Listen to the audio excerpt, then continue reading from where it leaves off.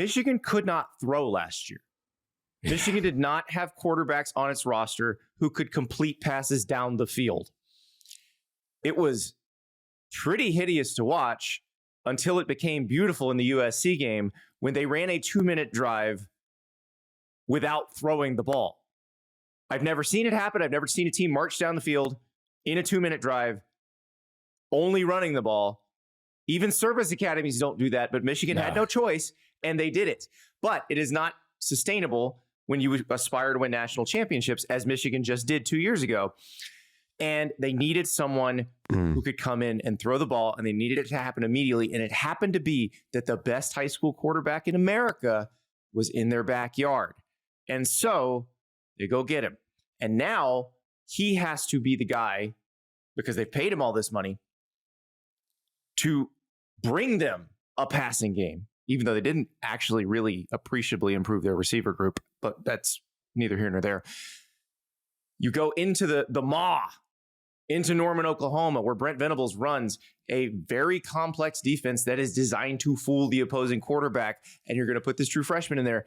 And I am fascinated to see what happens in this game, because on the other side, you've got the now what seems more traditional, the rental quarterback who was developed somewhere else, John Mateer, who came from Washington State, but he's got starting experience. Like, he already knows how this all works.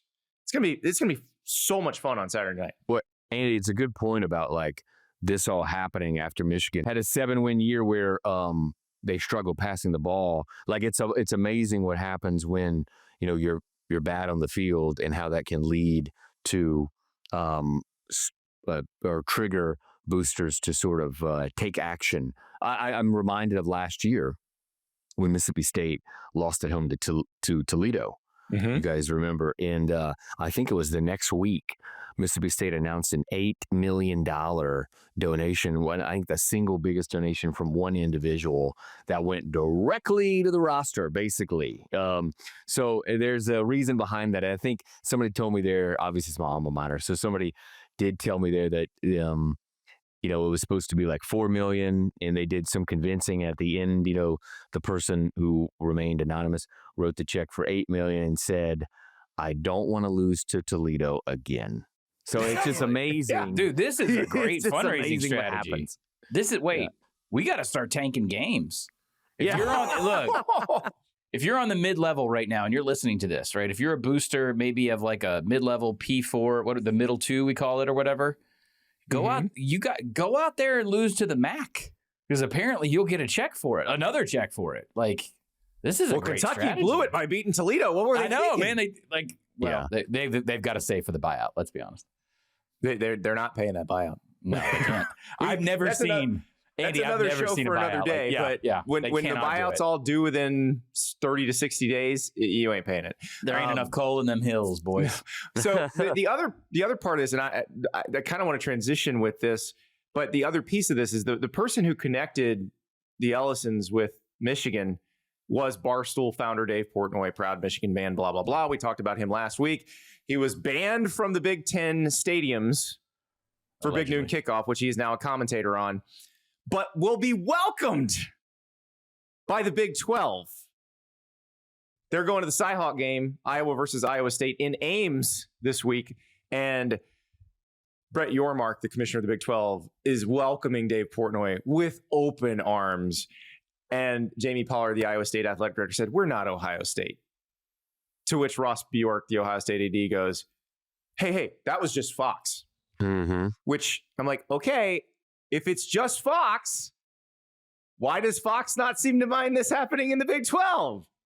I would think the person Fox hired, Fox would like to be in every stadium. So I'm struggling to believe that. Yeah. It's and I know we beat this in the ground last week, but it's pretty clear. And I think I said this last week, like when this was announced back in July, and not just Ohio State, but a few others in the Big Ten, right? They weren't like super thrilled about this. So it's pretty clear. And now we saw, with the Big 12, the kind of the approach the Big 12's taking, which I think to a degree, there's some people out there that are sort of saying, this is the approach to take, right? Lean into it, like have fun. This is sort of like, the new America where you can just say and do anything, it seems.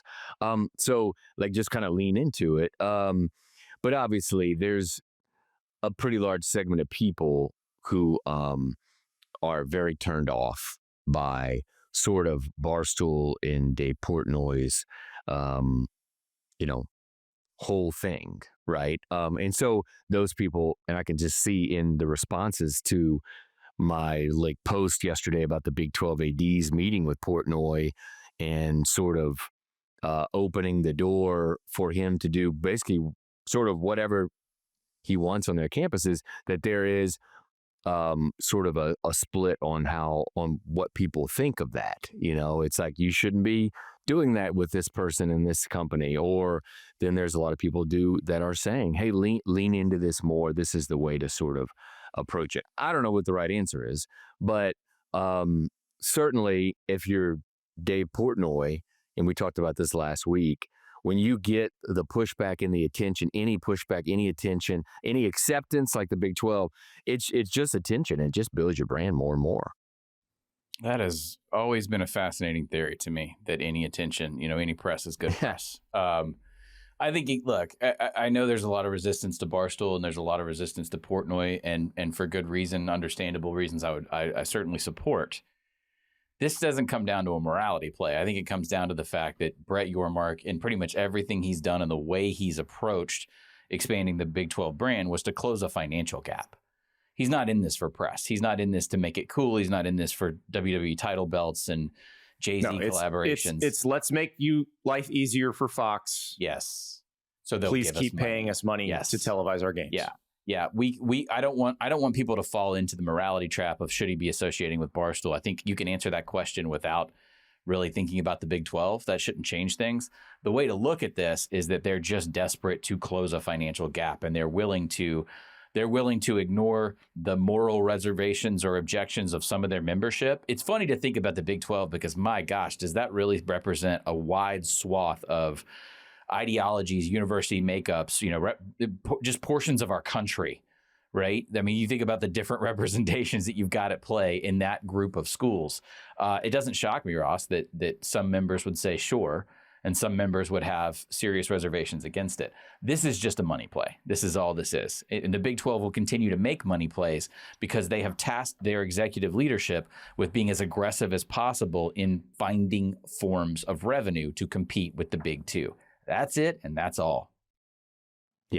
Yeah, for sure. They're the ones that, and we've seen the Big 12 do a lot of this, right? They're doing some things that the Big 10 and SEC don't need to do, and probably don't necessarily want to do, but we see the Big 12 and to a degree the ACC doing it because they're trying to catch up financially. And the Big 12 has been very aggressive. Its commissioner has been very aggressive. I think its presidents and athletic administrators have directed the commissioner to be very direct, or Brett Yormark. I mean, that's why they originally really hired him, to be aggressive, to be sort of creative and innovative and all these things.